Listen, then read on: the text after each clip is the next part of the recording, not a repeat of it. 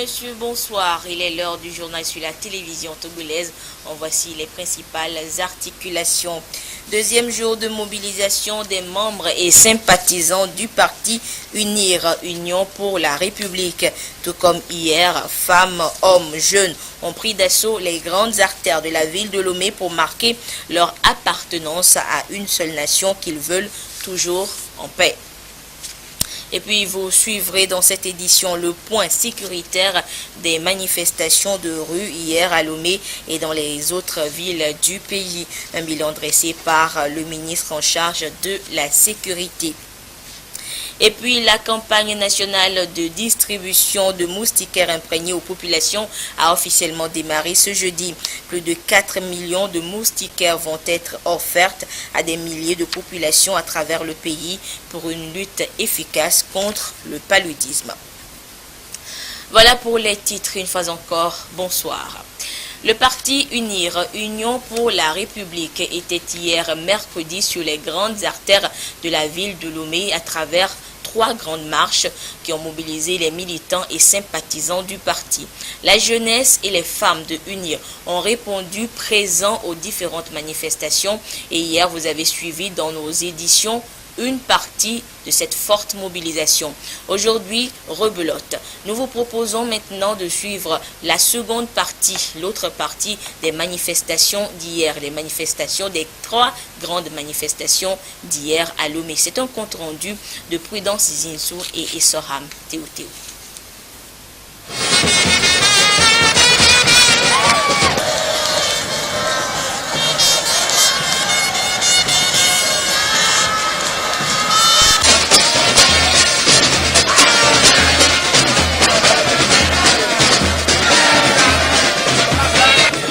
Grande mobilisation des militants et sympathisants du parti Unir dans les rues de Lomé pour dire oui au processus de révision constitutionnelle en cours au Togo et réaffirmer leur attachement aux institutions de la République. Cette marche républicaine appelle à la non-violence, à la paix, à la cohésion sociale et au vivre ensemble.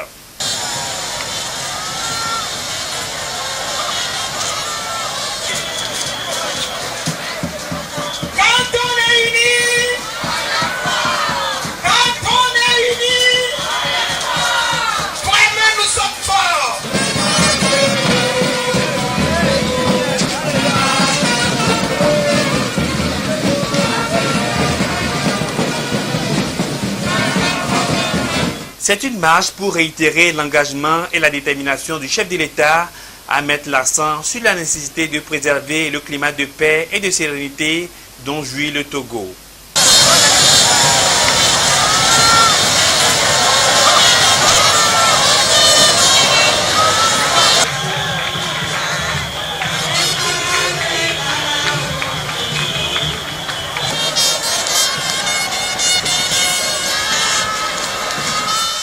La marche qui a démarré à la plage de Lomé a eu pour point de chute l'espace public de Tokoin Casablanca. Elle a été sanctionnée par une déclaration dans laquelle le parti Unir s'est réjoui du vote de la loi sur la révision constitutionnelle par les députés. La déclaration mentionne que l'acte posé par les parlementaires est salutaire et témoigne de leur engagement à aller au bout du processus de réforme constitutionnelle et institutionnelle en ce qui concerne la limitation du nombre de mandats présidentiels et parlementaires ainsi que le mode de scrutin majoritaire à 2 tours. S'agissant des réformes politiques, institutionnelles et constitutionnelles, le chef de l'État, fidèle à sa politique de dialogue et d'apaisement, ainsi qu'à son engagement maintes fois renouvelé d'aller aux réformes, a introduit à l'Assemblée nationale un projet de loi de révision constitutionnelle. Le projet de loi porte sur les articles 52, 59 et 60 de la Constitution du 14 octobre 1992 révisée et vise notamment la limitation des mandats des parlementaires et du président de la République, ainsi que l'introduction d'un mode de scrutin majoritaire à 2 tours pour l'élection présidentielle. Curieusement, ce projet de loi qui renferme les principales préoccupations du peuple togolais auquel a adhéré l'opposition jusqu'au 19 août 2017 n'a pas été favorablement accueilli par celle-ci. Pour le deuxième vice-président du parti UNIR, la décision du chef de l'État et du gouvernement d'aller à ces réformes trouve ses fondements dans les rapports de la commission Vérité, Justice et Réconciliation et celui de la commission de réflexion sur les réformes politiques, institutionnelles et constitutionnelles. Il appelle d'ores et déjà les militants à rester mobilisés pour le prochain référendum. Au-delà de cette mobilisation contre la violence, les militants et sympathisants du parti UNIR ont réaffirmé leur attachement aux valeurs de paix, de cohésion sociale et du vivre ensemble en disant non à l'intolérance et à l'intégrisme religieux au Togo.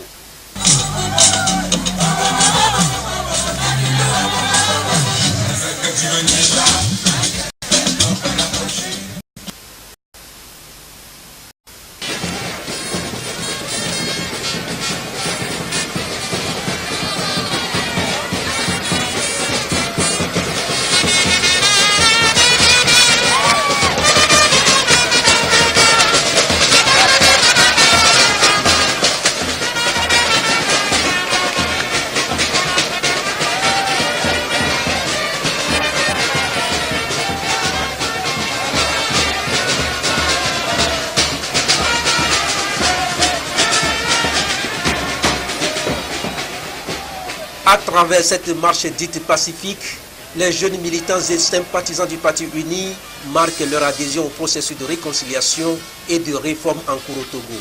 Ils ont sillonné plusieurs artères de la ville de Lomé pour dire oui à l'unité nationale et non à la violence. Au point de chute sur le terrain de Foreva, les cadres du parti ont instruit la jeune génération sur les derniers développements de l'actualité sociopolitique du pays, notamment l'adoption du projet de loi du gouvernement portant limitation du mandat présidentiel et parlementaire et le scrutin majoritaire à 2 tours à l'Assemblée nationale. Oui, nous avons organisé ce rassemblement aujourd'hui pour parler à notre jeunesse, à la jeunesse togolaise et faire comprendre à l'opinion nationale et internationale que la majorité de la population est celle qui soutient le président de la République, son Excellence Faure-Essence-Nina Gnassingbé, qui a été démocratiquement élu.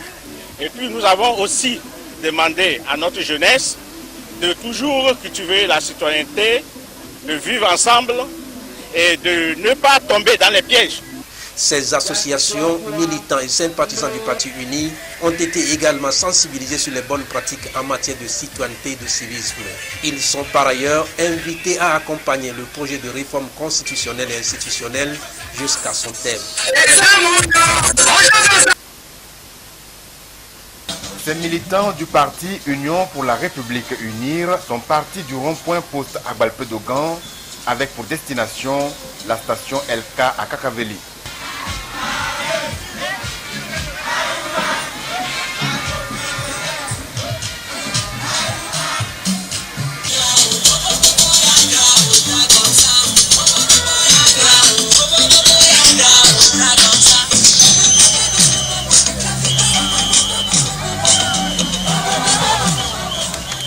La mobilisation de ces hommes et femmes, des jeunes en majorité, est dictée par leur patriotisme et leur soif de vivre ensemble sans distinction de leur appartenance ethnique, politique ou religieuse, mais dans la paix et la sécurité, des valeurs chères au chef de l'État Faure Gnassingbé.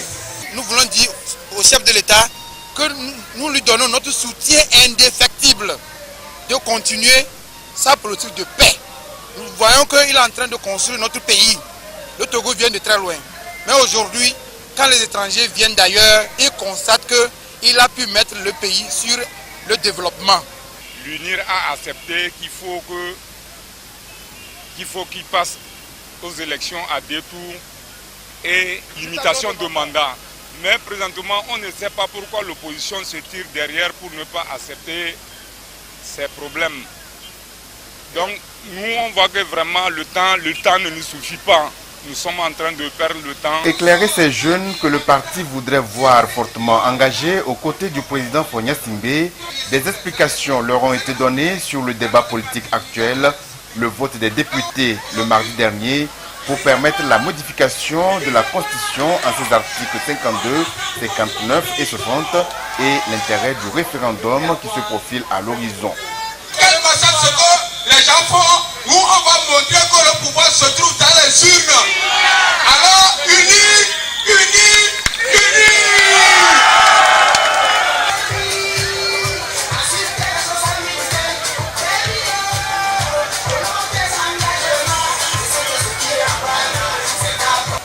Une part belle était accordée aux artistes pour donner plus d'éclat à cette manifestation aux allures de retrouvailles.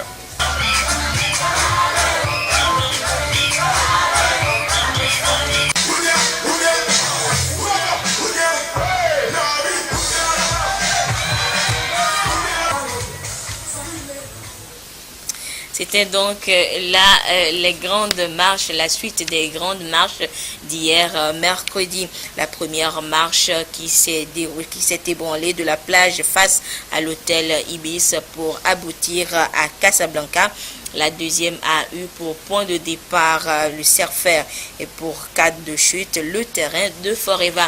Et la troisième grande marche d'hier mercredi a quitté le service des postes d'Agbalé-Pedougan pour aboutir à Kakavili. Et les membres du Parti UNIR étaient encore dans les rues ce jeudi. De leur côté, les jeunes ont surtout exprimé leur adhésion à la politique de paix du chef de l'État, président de leur parti, surtout en cette journée internationale de la paix. Et c'est le message principal qu'ils ont réitéré cet après-midi sur le terrain de Forever, lors du meeting, après la grande marche qui a pris son élan au Cerfer. Le compte rendu avec Serge Tastom et Augustin Kossi.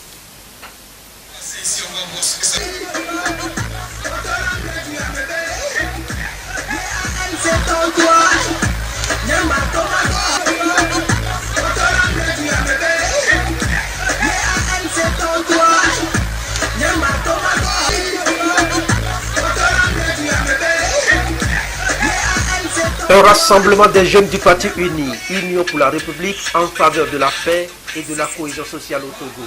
Ils sont venus de divers quartiers de Lomé pour soutenir la politique d'apaisement prônée par le chef de l'État, Fort et Sozim Nanyasingbe. On les appelle les jeunes de la majorité qui entendent porter haut le flambeau du Parti uni pour la paix et la sécurité au Togo. Déjà hier, nous avons eu à entretenir nos jeunes qui étaient à plus d'une dizaine de milliers que nous avons eu à entretenir hier sur la paix et la non-violence.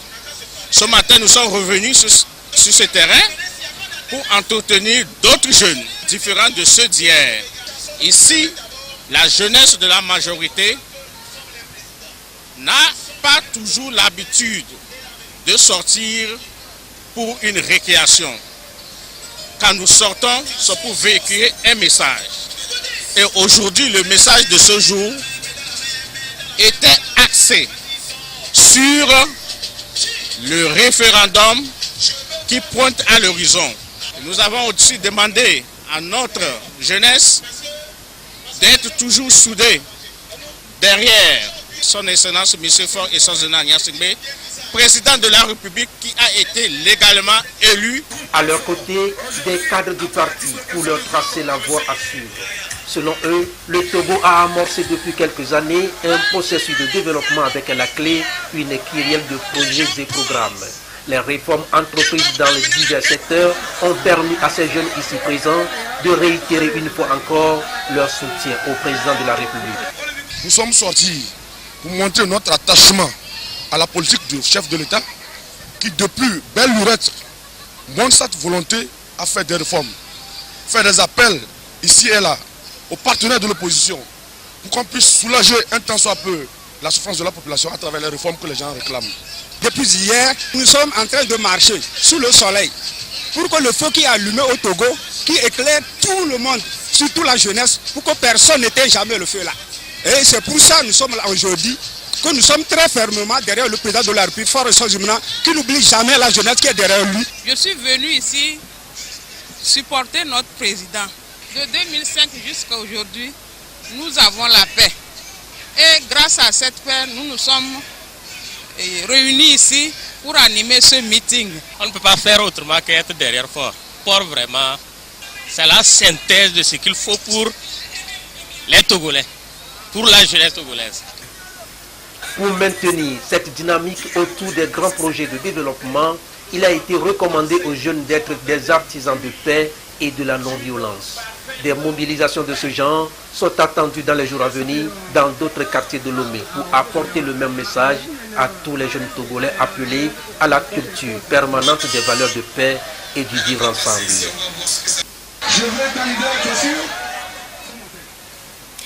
Deuxième jour donc de mobilisation, de forte mobilisation des membres et sympathisants du parti UNIR, Union pour la République. Ils ont ainsi démontré une fois encore leur adhésion à cette lutte pour la paix et la cohésion sociale. Et ce jour, une grande caravane a également été organisée. Elle a sillonné les grandes artères de la ville de Lomé. Une caravane qui a quitté le carrefour 3K pour aboutir à la station LK à Agoué via la colombe de la paix, la plage, le ministère du commerce et la station d'Agbalipé de Gand. Les temps forts de cette caravane avec ce compte rendu de Kwasi Glé et Essoham Théouté.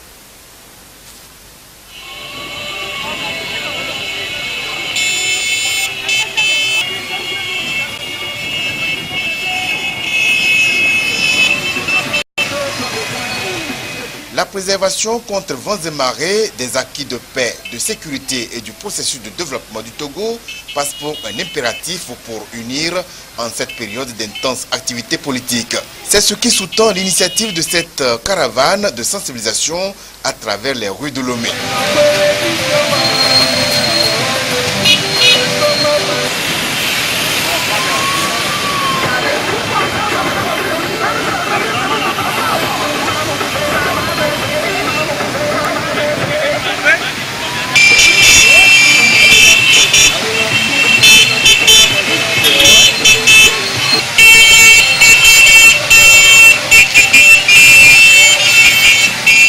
Appel à lancer à l'endroit des autres jeunes, que ce soit de l'opposition ou la partie du pouvoir, que nous voulons la paix.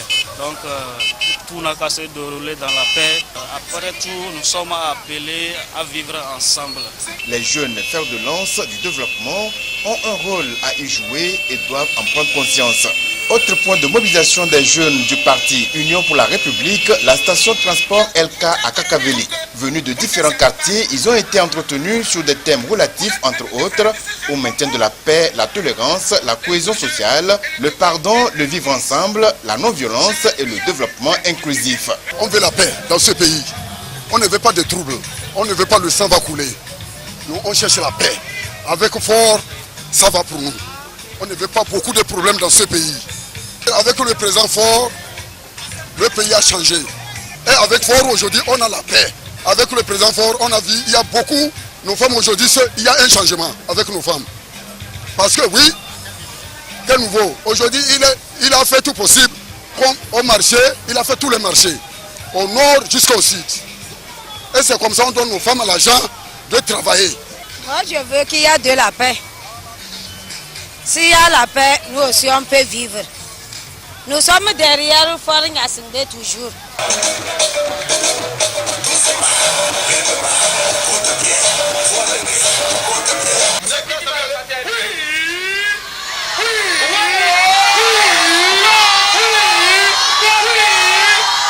Un accent particulier a été mis sur les réformes constitutionnelles et institutionnelles et le référendum prochain en vue de la révision de la Constitution.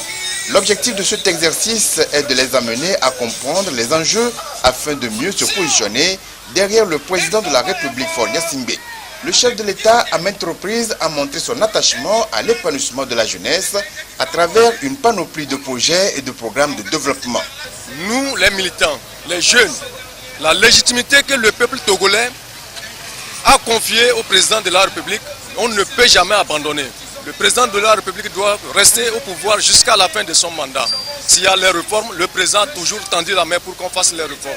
Par cette mobilisation, les jeunes lui témoignent leur reconnaissance et lui apportent leur soutien afin qu'ils poursuivent le chantier de préservation de la paix, de l'unité, du vivre ensemble et du développement du Togo.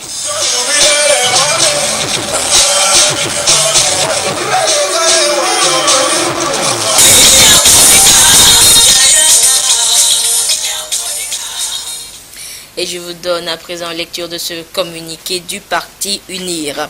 Le mercredi 20 septembre 2017 a été la première des 2 journées de manifestation organisées par plusieurs partis politiques dont l'Union pour la République UNIR. Le parti salue le climat apaisé qui a prévalu dans la plupart des localités, notamment à Lomé, où des dizaines de milliers de citoyens d'UNIR ont pu marcher dans la quiétude et le calme pour réitérer leur soutien indéfectible au processus de réforme en cours dans notre pays et soutenir les institutions démocratiques qui doivent demeurer au centre des évolutions souhaitées par le peuple. Malheureusement, UNIR a appris avec consternation les graves violences survenues dans certaines localités, notamment à Mango, du fait de militants dont le parti n'avait pourtant pas prévu de manifester dans cette ville. Le parti UNIR condamne avec la dernière rigueur les incidents émaillés de tirs d'armes à feu par des manifestants et qui ont occasionné le décès d'un enfant. Une perte en vie humaine de trop, car le processus de réforme ne doit en aucun cas aboutir à des blessés, au décès d'innocents concitoyens ou aux destructions et dégradations de biens publics ou privés. Le parti UNIR présente ses sincères condoléances à la famille éplorée et souhaite un prompt rétablissement aux blessés. Le parti UNIR déplore les exactions et les dégradations de biens et dénonce toutes les formes de violence qui mettent à mal la cohésion sociale et entraînent d'importants dégâts ainsi que des pertes en tout genre. Le parti UNIR exprime également son soutien à toutes les personnes qui ont été affectées par ces violences et abus commis par des manifestants. Le parti UNIR s'insurge contre les nombreux appels à la haine et à la violence ainsi que la diffusion et la propagation, notamment sur les réseaux sociaux, des messages incitant à l'intolérance, au radicalisme et à l'extrémisme. Le parti UNIR appelle encore une fois l'ensemble de la classe politique et tous les citoyens de notre pays au sens de responsabilité et au civisme.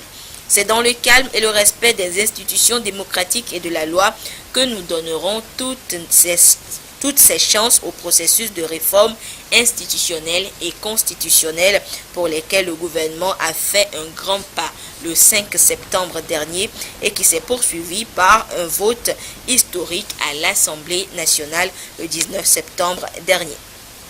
Le parti UNIR rappelle que la consultation du peuple demeure la voie royale d'expression démocratique et exhorte les acteurs politiques à y adhérer sans réserve.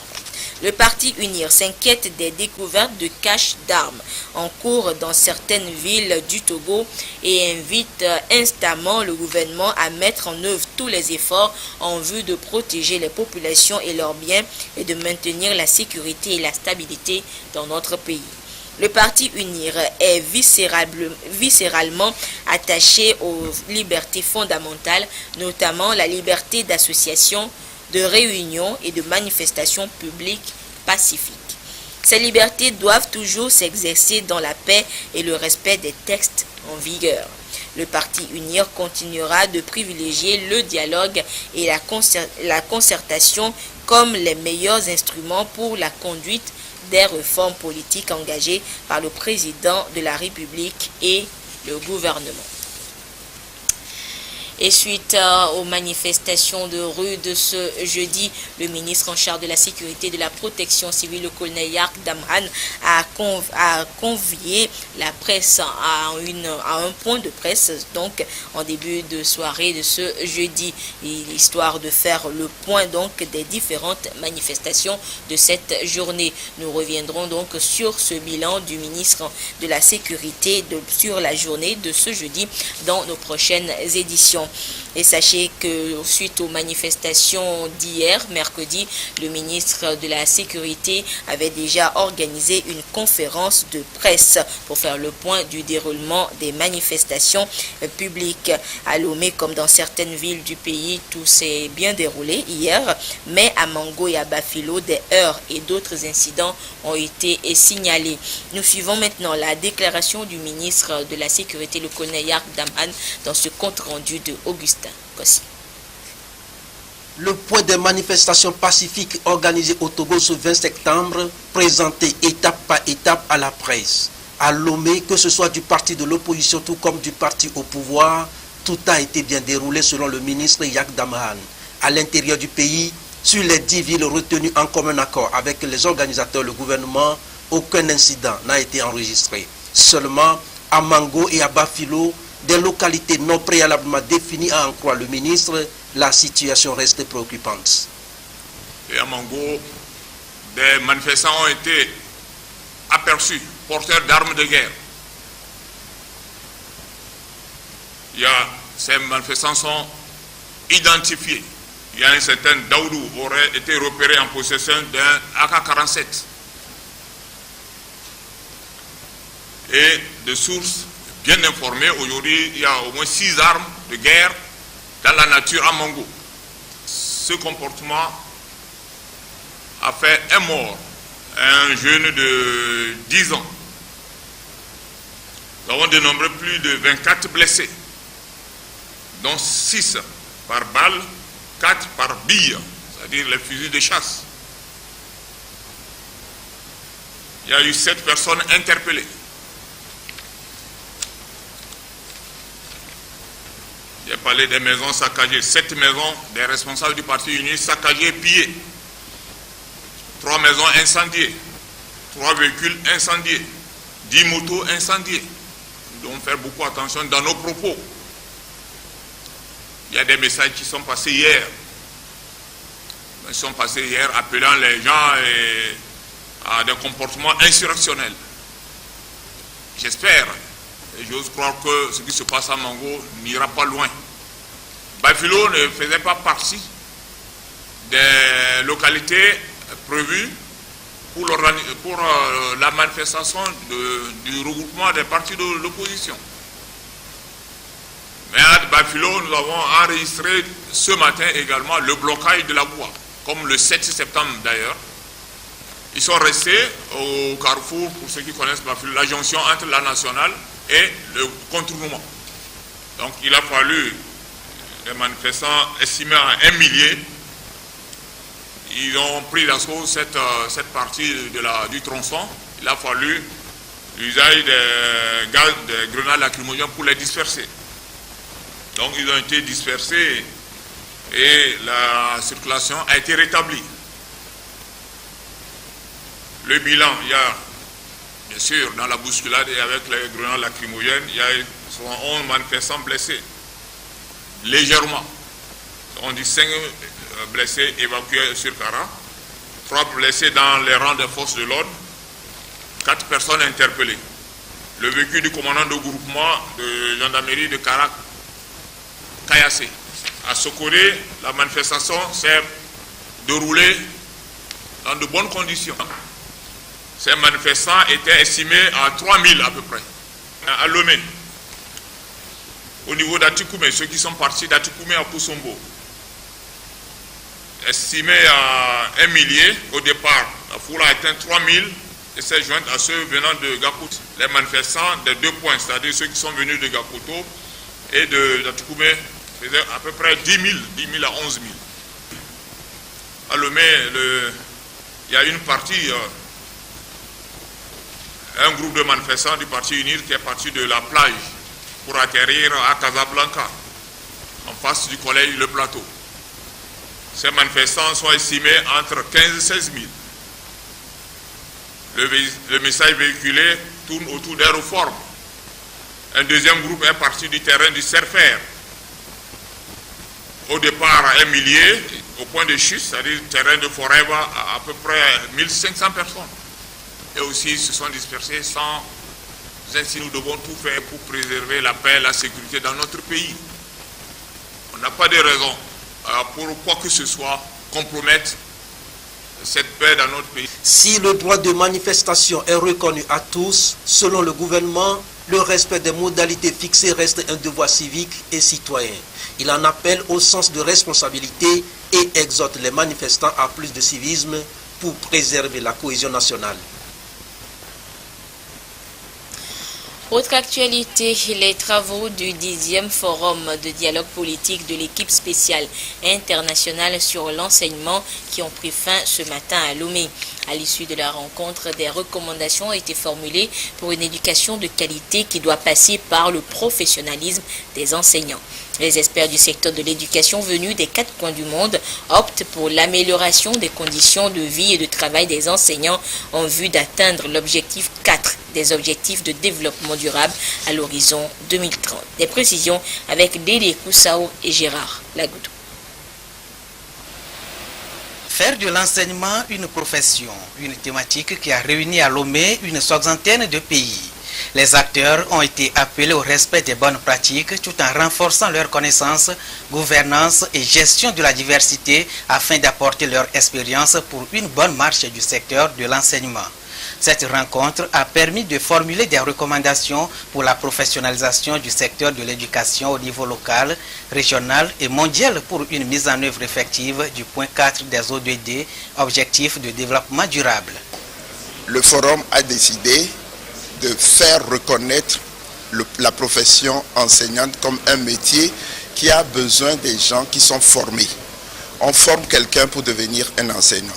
Deuxièmement, il faut mobiliser les partenaires autour de l'appui apporté aux enseignants. L'engagement et la contribution des pays membres de l'équipe spéciale internationale sur les enseignants sont souhaités.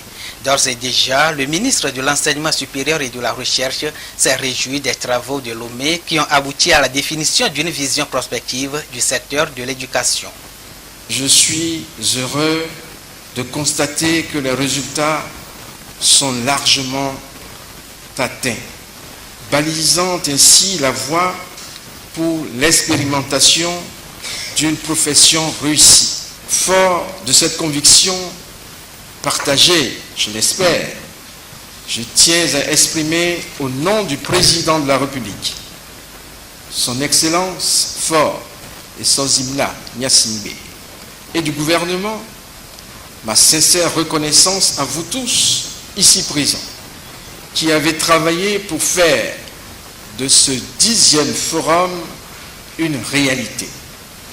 Vous qui avez, par vos réflexions et expériences, permis d'élucider le concept de qualification professionnelle satisfaisante, de redéfinir ensemble les voies à suivre pour générer un enseignement de qualité qui contribue au développement non seulement culturel, mais aussi économique et social de nos différents pays. Le prochain sommet de l'UNESCO, Organisation des Nations Unies pour l'éducation, la science et la culture, sera également une rencontre d'évaluation des pays membres sur la mise en œuvre des exigences issues de ce 10e forum.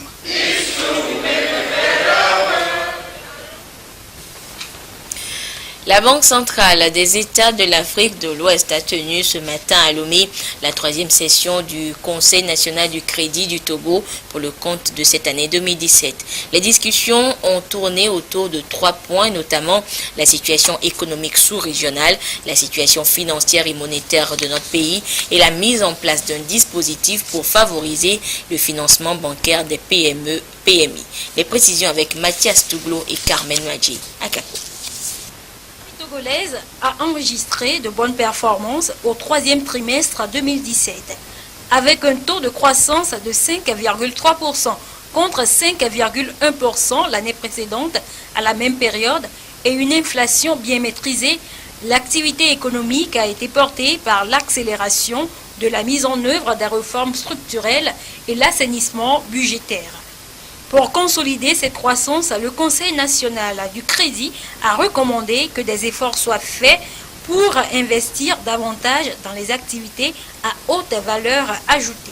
Ce que le gouvernement souhaite, c'est de poursuivre les différents projets structurants pour parvenir à un développement socio-économique disons, partagé et inclusif. C'est pour cela que nous appelons, disons, la classe politique à l'apaisement, n'est-ce pas, du climat sociopolitique pour permettre notamment aux opérateurs économiques de continuer à travailler de façon sereine. En ce qui concerne la situation financière et monétaire du pays, on note une hausse des dépôts et des crédits, aussi bien au niveau des banques que des institutions de microfinance, ce qui porte justement le taux de financement de l'économie à 39%, soit le taux le plus élevé de l'Union.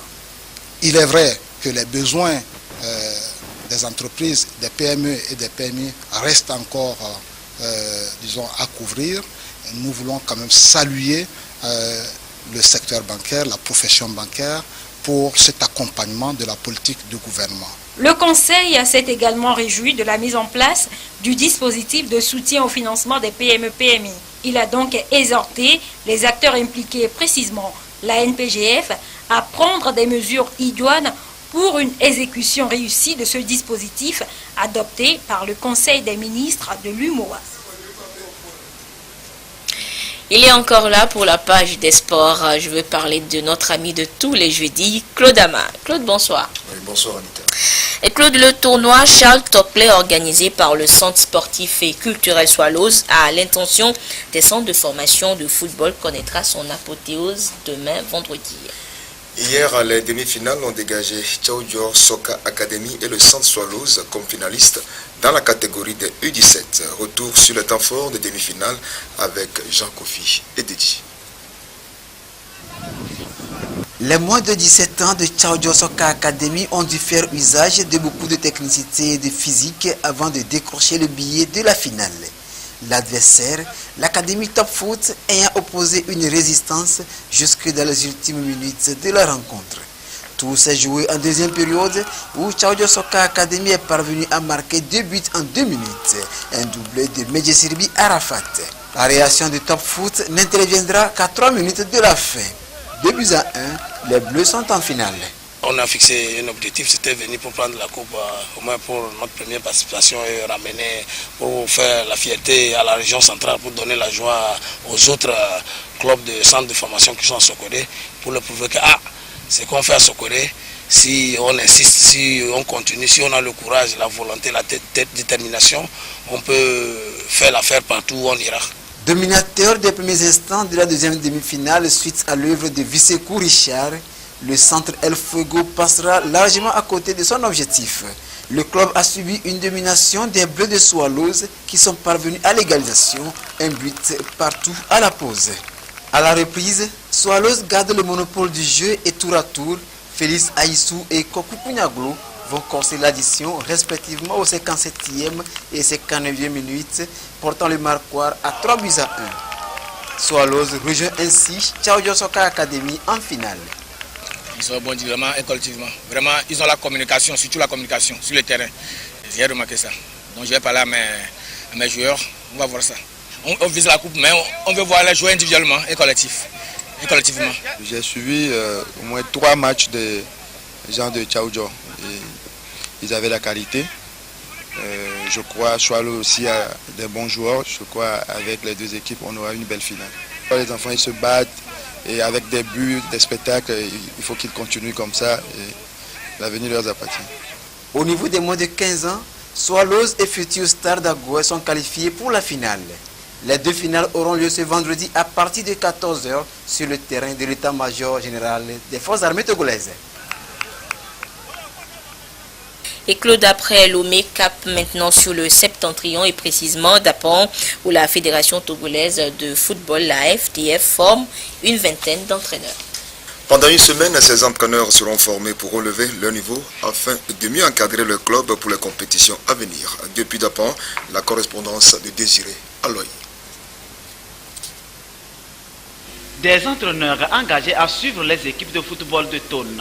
Une vingtaine, ils suivent la formation pour l'obtention de la licence fédérale. La Fédération togolaise de football joue son rôle sur le terrain pour un football tourné vers le professionnalisme. La direction technique nationale du Togo est heureuse d'être née. Nous n'avons que 8 mois et nous sommes en train de faire ce que nous pouvons pour que nous puissions révolutionner, afin que le football togolais puisse être à la pâte. Nous avons affaire à tous ceux qui aiment le football, les entraîneurs des quartiers, d'écoles, d'académies, de clubs. C'est l'élément préalable qu'il faut obtenir avant de prétendre, n'est-ce pas, participer un jour à la formation de la licence CCAF. Et à l'issue de cette formation, il y aura un examen théorique et pratique, et tous ceux qui auront une moyenne de 10 auront la licence C fédérale. Tous ceux qui auront une moyenne égale ou supérieure à 12 auront le droit de continuer au niveau de l'obtention de la licence CCAF. Une semaine de mise à niveau et aguerris, ces entraîneurs bénéficiaires conduiront des équipes de football dans la préfecture de Tona. La Fédération togolaise de football s'active donc et la formation va se poursuivre dans les autres localités ciblées pour cette phase. Claude, oui, un dernier mot. Oui, Anita, avant de prendre congé des amis télésportifs, nous voudrons juste rappeler que les éliminatoires de la Coupe du Togo démarraient le week-end dernier se poursuivent ce week-end. Déjà demain sur le terrain, Franciscain d'Adjidogome à 15h, AS Moulin d'Or affronte Kamel. Alfred Kolani et ses invités seront eux au rendez-vous de Direct Foot samedi sur la première. Merci Claude et nous nous retrouverons jeudi prochain. Apprendre aux filles à diriger, c'est le thème de votre émission féminine Jeudi Femmes 2 ce soir. Vous voulez faire de vos filles des femmes leaders de demain. Rendez-vous est pris à 21h précise en direct sur la télévision togolaise avec Lise Diamien et ses invités. À 22h30, Yata Aratem vous fera le point sur l'actualité. Voilà donc le décor de l'émission Jeudi Femmes de ce soir qui accueillera tout à l'heure Lise Diamien et ses invités. Merci de votre fidélité à la télévision togolaise. Au revoir.